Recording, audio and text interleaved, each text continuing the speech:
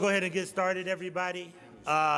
First of all, I want to thank everybody for coming here today. I also want to thank my colleagues.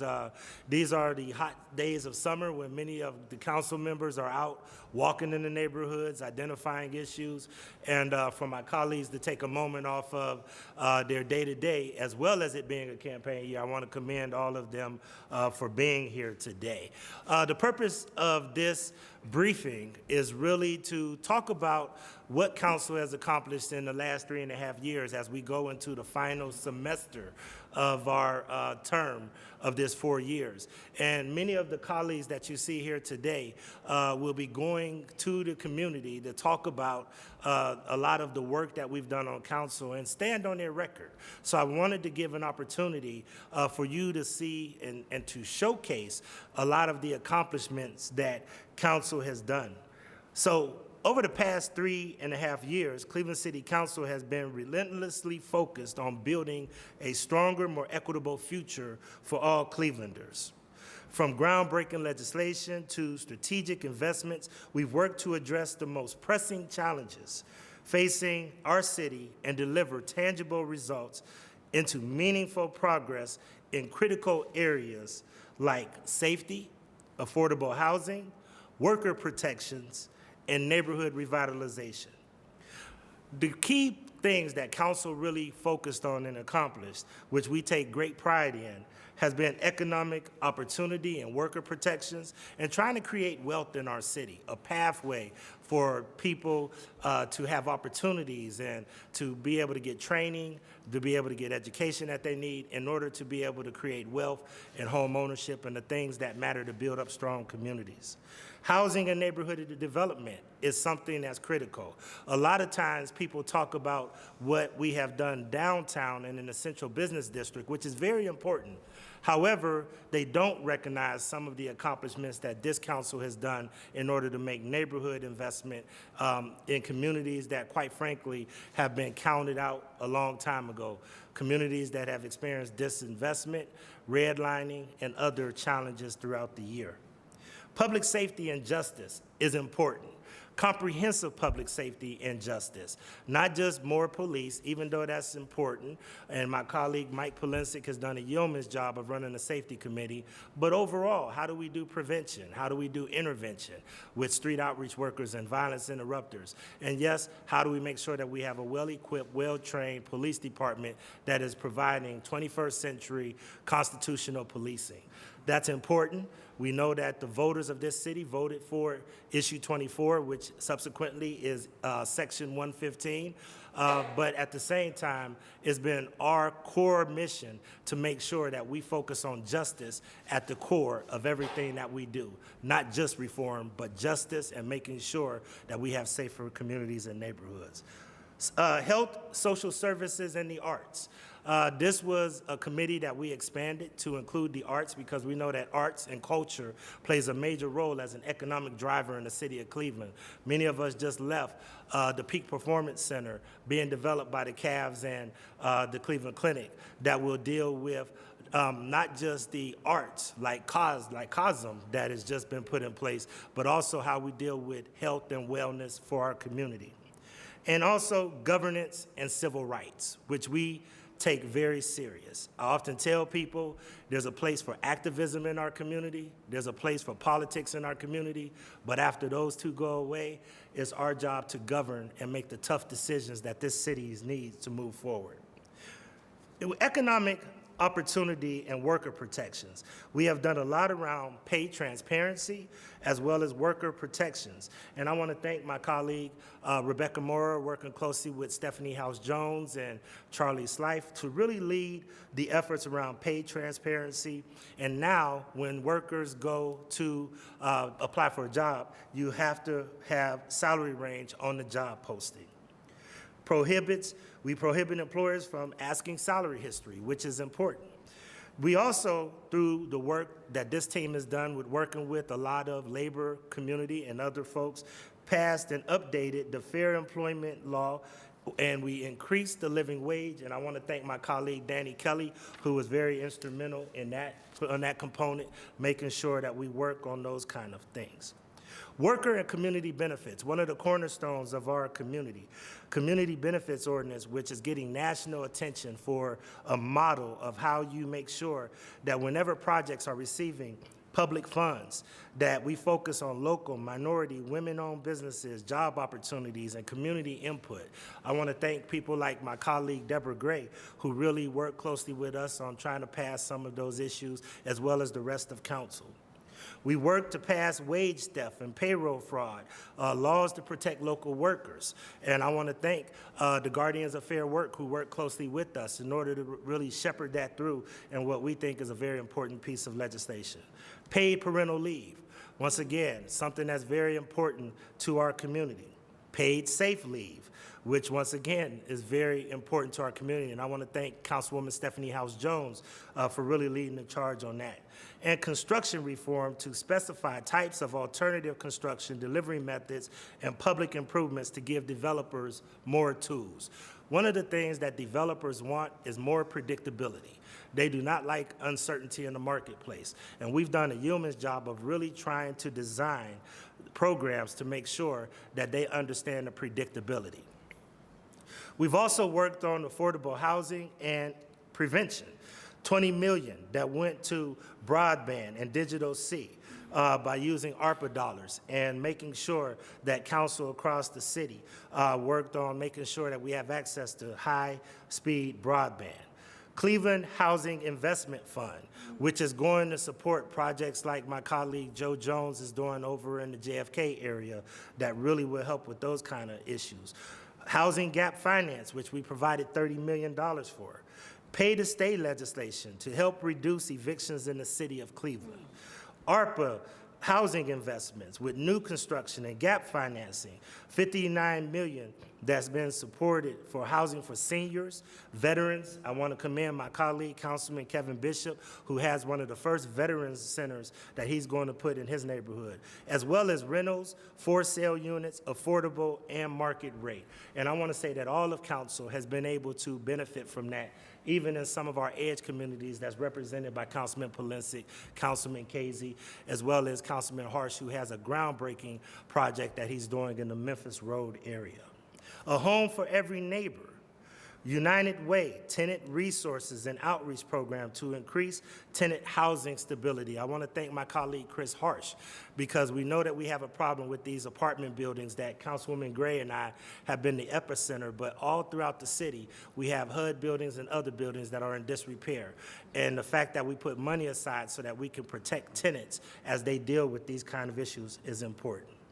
Around safety, once again, my colleague, Councilman Mike Polinsik, has done a yeoman's job of leading the public safety arm of Cleveland City Council. We provided a neighborhood safety fund in order to provide prevention and intervention services that's housed at the Cleveland Foundation. We put a nuisance law update in order to make sure that we expanded the nuisance law to capture more of these nuisance properties. We've invested in middle neighborhoods and housing renovation, once again, that many of our colleagues here have experienced that kind of housing in some areas that that the market just wouldn't go, that we were able to jumpstart housing in that area.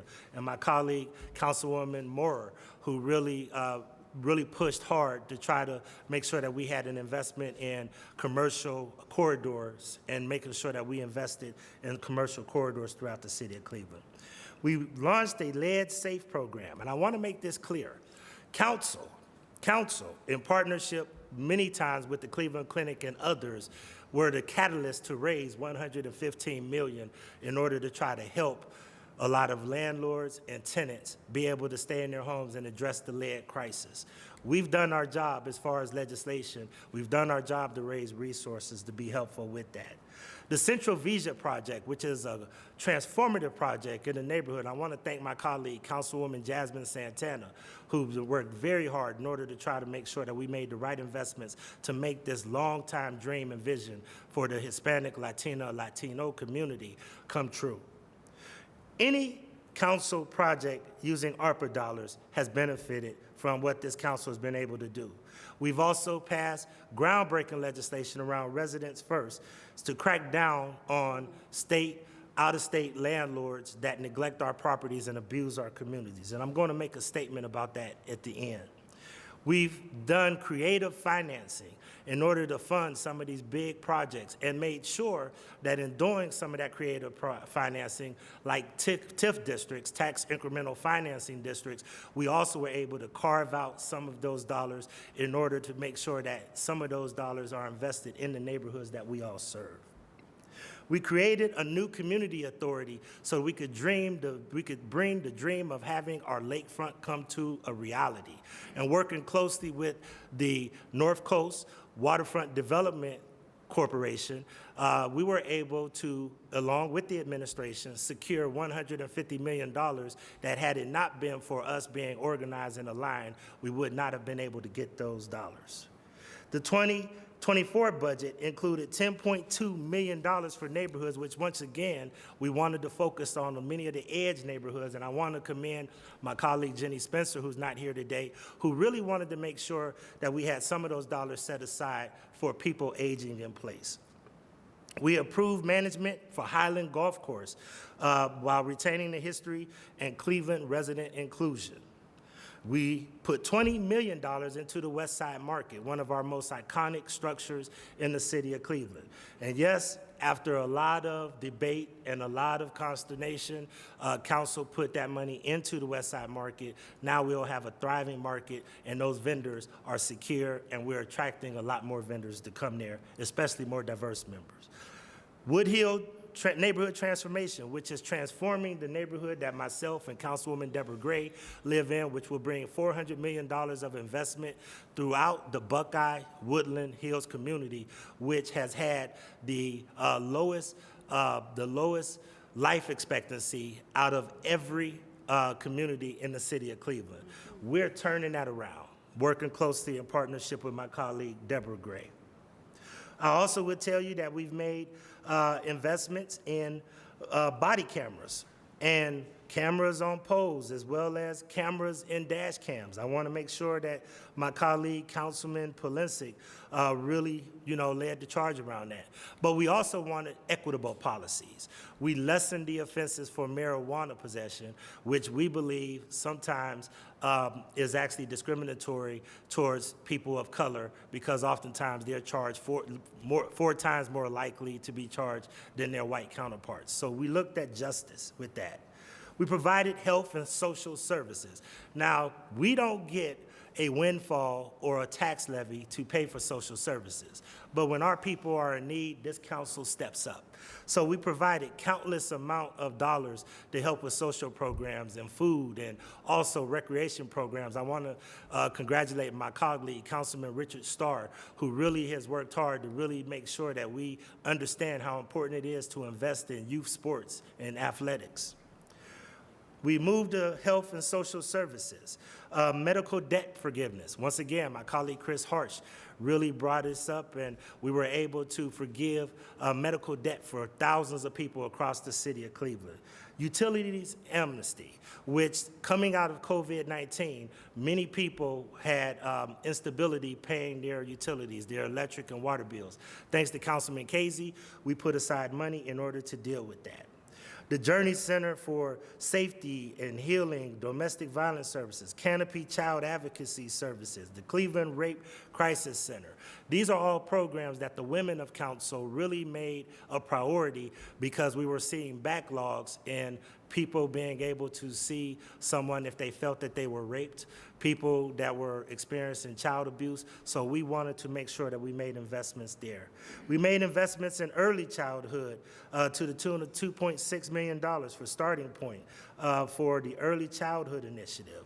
We also put $1.8 million in the early childhood to expand scholarships so that more of our preschoolers can actually have access to these two high-performing daycares. Merrick House, once again, I want to commend my colleague Carrie McCormick, who really fought hard, not only for Merrick House, but for the downtown Central Business District and a lot of things that needed to go in those areas.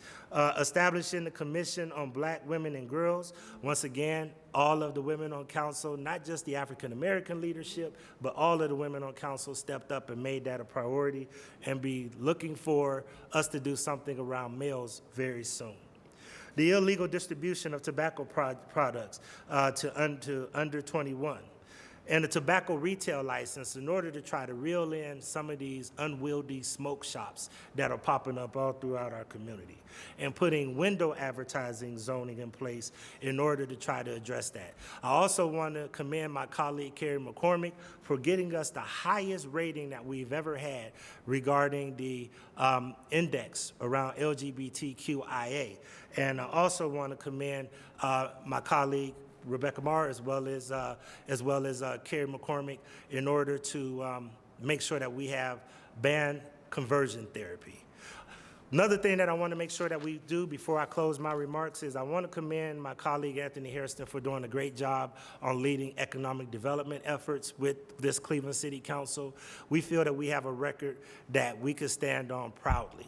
My colleague, Councilman Kevin Conwell, has received national awards regarding the arts, so we are now a preeminent sponsor of the arts in the city of Cleveland. So this council has come together to work close to fight for the future of the city of Cleveland, to fight for the future of the city of Cleveland. And it makes me think about one of my childhood experiences when I played football, and we had a drill that was called Bull in the Ring, where one person would stand in the middle of a circle and the coach would call different players to come and try to hit them. So you had one or two choices. Either you could buckle under the pressure, or you could stand up and fight back, and it made you more resilient. It made you more tough. Ladies and gentlemen, Cleveland is like a bull in the ring right now.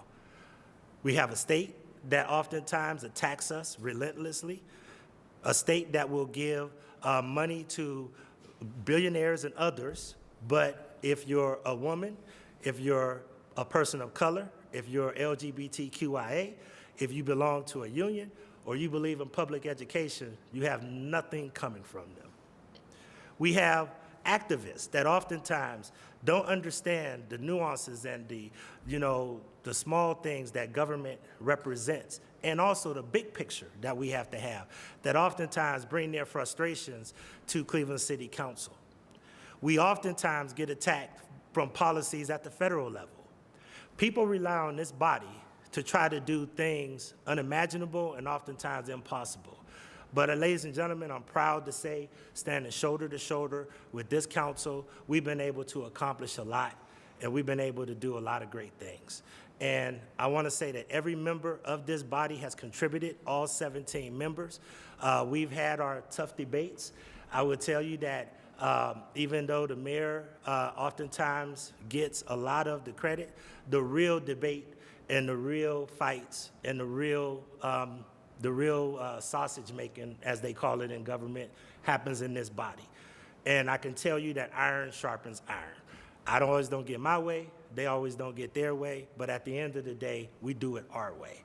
So I appreciate working with each and every member of this body. Once again, I appreciate the ones that are here today. A lot of people are knocking on doors. A lot of people are out in the community because this is the time of year where our work gets the hardest. But we are all here to stand and say that we're proud of this Cleveland City Council, and every member that you see that are out there in the public knocking on doors this year. I want you to recognize the amount of work that they've done in order to make our communities better. I'll take any questions, and I may defer to get more background if one of my members would like to expound upon it. But I'll take any questions from the media at this time. So the Bull in the Ring analogy, what attacks would you say have been the hardest, and what other attacks or challenges are you looking at moving these to address? Obviously, there's a lot of times the big beautiful bill, a lot of things have already kind of been cut.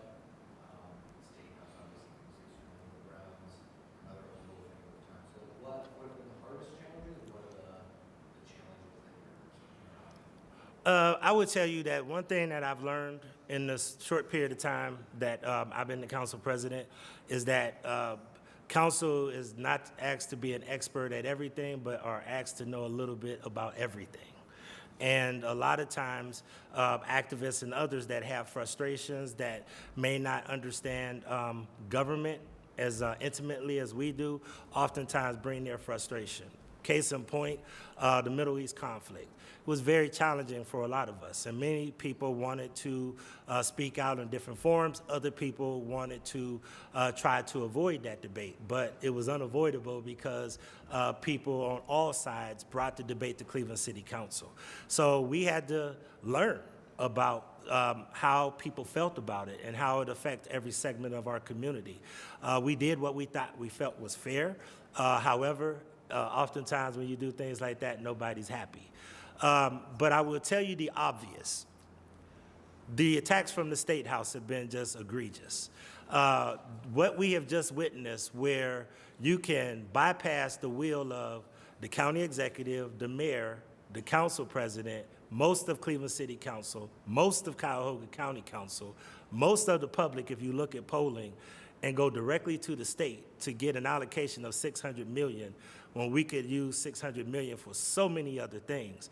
And it's not their money, it's other people's money, was probably one of the lowest forms of government that I've seen in a long time. And I believe that at the end of the day, when the story is told and history is written, people will realize how much of a colossal mistake and a colossal blunder it was for the state legislature to make that kind of commitment and that kind of go around local government. Once again, that's why we're a bull in the ring. We're going to keep fighting for the city of Cleveland. All of us that you see up here are pretty tough. All of us up here can withstand the pressure. I've seen it personally with each and every person that you've seen up here. However, it can be overwhelming when you have forces, high and low, working against you. And that's the reason why we oftentimes try to bond as a body and make sure that we work together as a body in order to get things done. Things like SNAP, Medicaid, they're not things that you're involved in, but you should for the federal government cuts spending. They need to go somewhere really to help. Is there anything planned in the works or any thoughts about how Cleveland is seeing? But once again, when those cuts are made, those are our neighbors. Those are people who we're going to have to fill the gap, which is why we often put discretionary dollars aside. I know a lot of people have problems with discretionary dollars, but we're very meticulous in the processes that we use and make sure that those dollars are used appropriately. But we have people that have needs for food. We have to step up and fill the gap. When we have people that are requesting safety cameras and have gone to multiple community meetings, we can use those dollars for those kind of things. When we have, hospitals that need our support, need our help around policy, one of the things that's an intangible, but this body was active in doing, was when the Cleveland Clinic changed their policy, we immediately brought the Cleveland Clinic in, and because of that engagement with Cleveland City Council, Cleveland Clinic adjusted their policy. That's the kind of advocacy that we have to have, even though we may not directly be involved with Medicaid and Medicare and some of those things.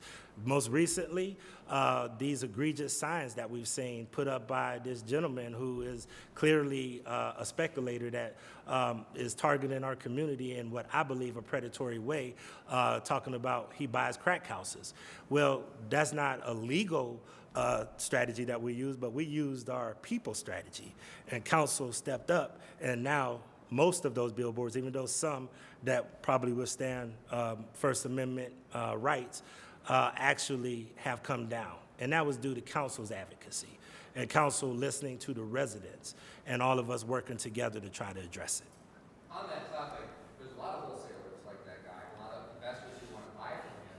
Are you satisfied with the progress the city has made in enforcing residents first to try to hold those investors accountable? Proof is in the pudding.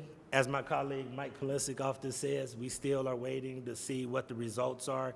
At the end of this year, we hope to sit down with Director Sally Martin O'Toole and get an update and really understand how effective Residents First have been. Certain programs like Home for Every Neighbor, we know some of the immediate results, but over the term of Residents First, just like the lead safe implementation, have seen some hiccups and need some adjustments, and we're going to review. I know that my colleague Councilwoman Moore and others have approached the Lead Safe Steering Committee with some potential changes to the Lead Safe law, but we're going to examine a lot of these things with a fine-tooth comb to see if we're doing what we need to do legislatively. Let me say this. Ladies and gentlemen, I'm gonna steal another line from Mike Polensek. We don't hire, we don't fire, and we don't deploy resources. What we do is we legislate, we allocate dollars, we create policy, we do oversight. So those are all things that we're going to use our oversight process in order to try to make sure that these programs are being implemented. And once again, whoever joins us for this next term on council will be coming in with a council that has momentum and has done a lot of things and invested $512 million wisely. One of the other things that I didn't mention is the Back to Basics program, which was led by my colleague, Councilman Kevin Bishop and Councilman Joe Jones, who really worked hard to try to make sure that we have things like speed tables and traffic calming and other things like that. So I know, once again, that the administration, and a lot of times, the mayor gets a lot of the credit because he's the mayor. But a lot of those ideas and a lot of those things are vetted and worked through our council.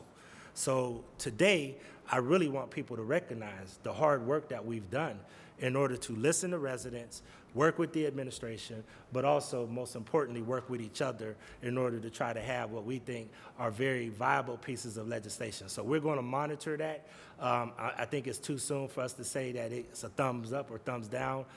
We don't give A's, B's, C's, and D's. We give pass or fail grades in City Hall. You mentioned before the money for the Brown Stadium. Another element of the budget related to that is the sin tax. The county now has the go-ahead to put something on the ballot to raise the sin tax, also for Progressive Field, Rocket Arena. Do you think that voters should be asked to raise the sin tax? I think that if the sin tax gets put out there right now, I think everybody will be rowing in a different direction, would not be supportive of it. And part of the reason is because of how the state legislature designed it. I will tell you that we needed flexibility because what if we want to have professional soccer? Women's soccer is huge. If we want to use a portion of that sin tax, we should have the flexibility to do so. We have people that have shown commitment. Dan Gilbert has shown that he's putting his money where his mouth is at. The Dolans, who have Progressive Field, have shown that they have a commitment to Cleveland. So we should be able to decide how and where we need to make those investments. And once again, I think that the state legislature preempted the city of Cleveland and really went out their way to try to go around the city of Cleveland and really created a bad situation for everybody. The other thing I would tell you is that they didn't raise it enough. We asked personally. I know the county executive, I know myself, had conversations with the governor and others to specifically ask that we raise it instead of $2 million to $3 or $4. So the amount of money that they're saying that we could raise with it won't be enough to cover some of the costs. And, I think it's unfortunate because we won't be, even if we do go get the sin tax with the ceiling that they gave us, which is, I forget what the definition, but it's like 2 instead of 3 or 4, we still won't be able to raise enough money to cover the costs for some of those repairs. So if this thing goes down, and if we don't have enough money with the millage or whatever it needs to be raised, the ceiling high enough for us to be able to raise the dollars, and it's attached to something that right now we know can make it fail at the polls, it's going to be hard for any of us to get out and try to support this. I think my colleague Brian Casey put it perfect. We're not going to go out here and try to support, if the state has all the money, then the state needs to start ponying up some of this money, and we need to stop coming to our taxpayers asking for money when the state's making decisions. Listen, Nick, what I would tell you, and just make it plain to you, for years, we've been sold that we need to protect our central business district, our core, that the downtown central business district is the core. We've tried to fight against urban sprawl for years when they put all kinds of highway exits and other things. That's why we have such a high presence on NOACA board. We've tried to stop poaching, where we stop one city from fighting against the next city and having balkanization. This goes, and this government thing that they did down at the state goes against years of collaboration. I remember Harvard doing a study to talk about Cleveland being the model of public-private collaboration. Well, with what's been happening at the State House and them intervening the way that they have done has clearly dismantled a lot of that trust and a lot of that cohesive alignment that we've seen in the city of Cleveland to get these big projects done. We're still going to have a lakefront. We're still going to have a Cleveland with or without that team. But at the end of the day, it would have been better if they would have, as a corporate partner, worked with us to stay here. What big pieces of legislation are you still Gateway, they're still asking for money, and there's talk about Gateway and CDA, Lattice, what other pieces of legislation do you see coming for? Well, one of the things that we have to do, and I talked briefly to my colleague Brian Casey about this, is that we know we're about a week and a half away from a major power outage because one of our electrical stations went out. We also know that First Energy had a power station in Lakewood that went out. One of the things that I've asked Councilman Casey to do, and I know that he'll do a great job because he does his homework whenever you give him a task to look at something like this, is we really need to look at our utilities infrastructure. We really believe we need to make some investments. I know Councilman Casey has floated a couple of numbers before, but at some point in time, I know that a lot of people that live in Collinwood, that live in Tremont, Ohio City, that live in West Park and live in certain parts of the city are really frustrated by rolling blackouts. And at some point in time, we really have to do some major legislation and make some major investments in our own infrastructure, but also hold some of the other electrical companies like First Energy accountable for making upgrades to their infrastructure as well. So we're looking at things like that. We're always looking at safety, safety, safety. How do we make sure that we continue to crack down on some of these nuisance efforts? I know a lot of people live in glass houses or ivory towers, but I can tell you that Buckeye was a nightmare this last weekend. Buckeye was a challenge this weekend. Myself and Councilwoman Deborah Gray got bombarded with calls from late at night to early in the morning. Every person in here can pick a weekend where they have probably one of the toughest weekends. So we still have a long way to go around crime and safety and making investments there. And then continuing to build wealth and talent acquisition, trying to make sure that we are investing in people and the talent of this community. A lot of people don't realize this, but the average age in the city of Cleveland is about 33 years old. So we really have to do a good job of trying to help that workforce be the next generation of homeowners, be the next generation of leaders, be the next generation to really work with us to try to build a strong Cleveland. Earlier you said that council has done their part in securing money for the Let's Save Coalition. So are you saying at this point it's up to them moving forward to get that money like out the door and into homes and what you guys can do? Can you repeat your question? So the question was, and that we said that council raised a significant amount of the money for the lead safe implementation. And whose responsibility is it to get the money out the door? When we did extensive research on this, and first of all, let me tell you how council got to this point.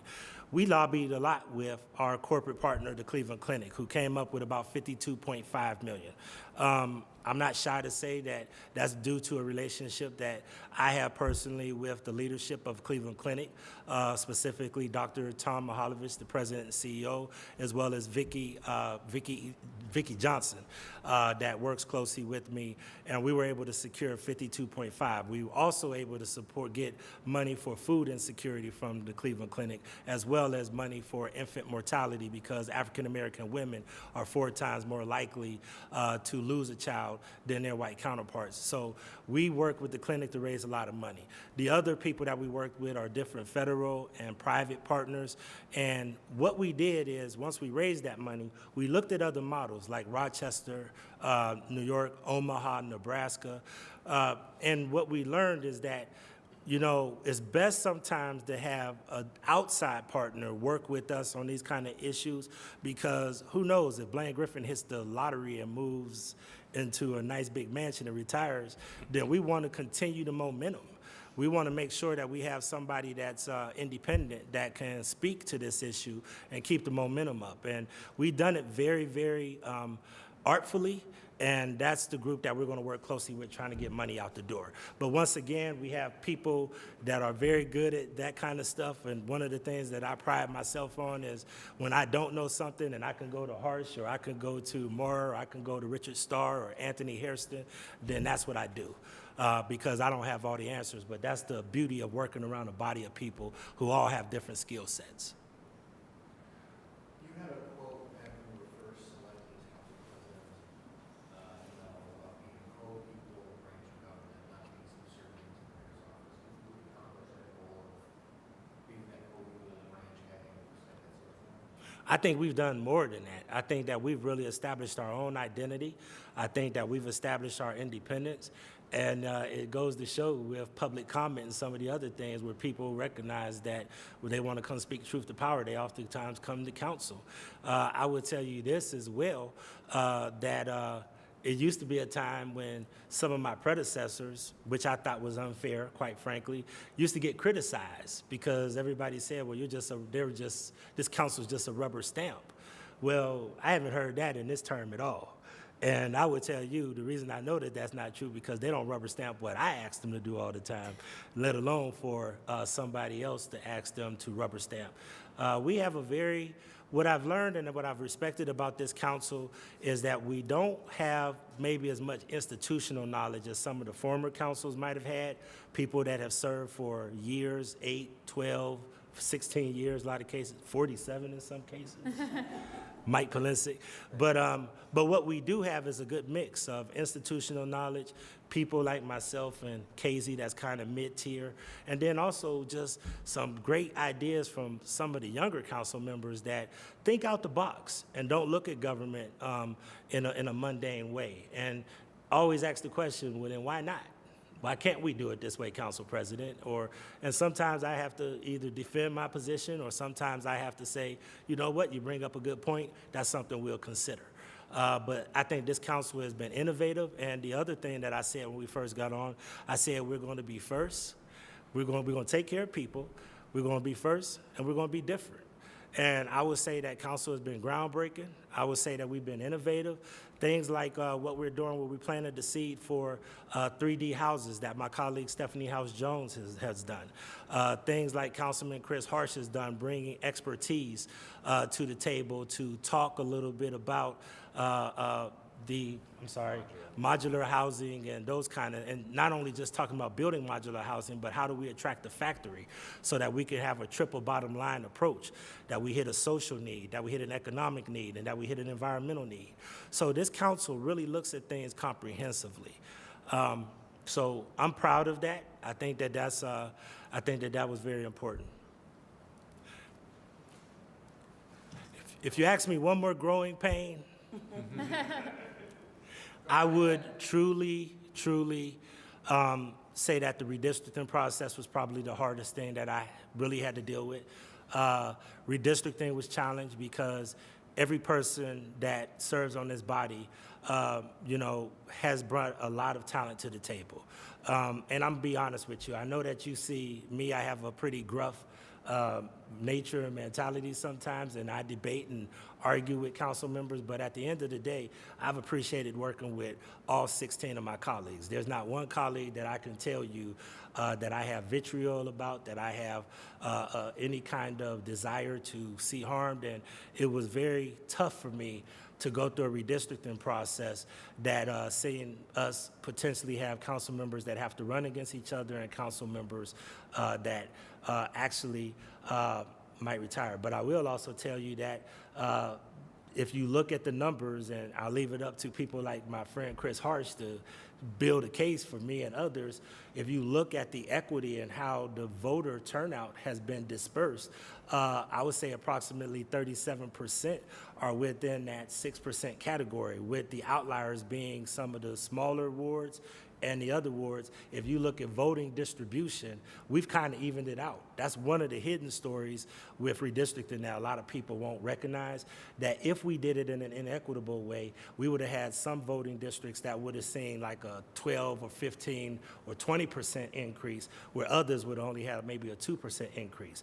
But because we did it based on the math, based on the numbers, if you look at the equitable nature, the voter dispersion is approximately about 6%, with the exception of maybe 5 wards. You have maybe 3 wards that had seen an increase of maybe about 7% or so. You have a couple of wards that stayed static, but most of the wards are eerily equal as far as voter distribution, which shows me that we at least tried to be intentional. It may not have been perfect, but we don't let the perfect be the enemy of good on Cleveland City Council. Any other questions? Mike, are you running? We're not going to discuss that today. Listen, Mike Polinsik has been a great colleague and a great ally. And, Mike and I have had a lot of great conversations, and I'm sure that Mike's legacy in the city of Cleveland will be remembered in the annals of time. And I will tell you this, I'm eerily confident that Mike may be the most longest-serving councilman in the history of the United States. I think so. So we got people researching that to make sure, just to let you know, okay? Any other questions? Well, I also want to just take a moment to thank the media. Not just the mainstream newspapers, but also some of the publications that are emerging. I know that a lot of you are in competition, but I want to say that you've been fair. That's all any council member ever asks. We ask not to be surprised and to be fair. And that's all we can ask. Even if we're on the other end of criticism, even if we're on the other end of praise, all that we ever ask anybody to do is be fair. So we want to thank the media because, quite frankly, as I mentioned to some of your editors, I'll leave them nameless, you guys are under attack too by the same people that are attacking the Fourth Estate. And we have to realize that we have to be transparent and open with you because your job is becoming tougher just like ours. So thank you all so much. Appreciate it. Thank you. And please feel free to talk to any of my colleagues because they can talk more about their proposals as well.